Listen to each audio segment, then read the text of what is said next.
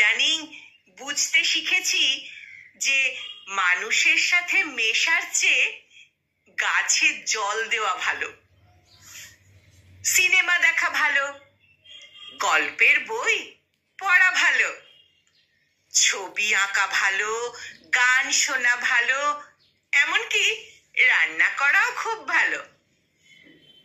নিজের জমে থাকা কথাগুলো কাউকে বলার থেকে লিখে ফেলা ভালো। ছাদে বসে আকাশ দেখা, সেটাও ভালো। জমানো ছুটিতে নিজেকে নিয়ে পাহাড়ে যাওয়া ভালো। এসব নিয়ে থাকতে থাকতেও কোনো ঘুম না আসা রাতে হঠাৎ করে খুব একলা লাগলো,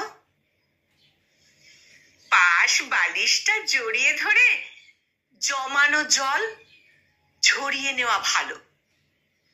তবু মানুষের সাথে মেশা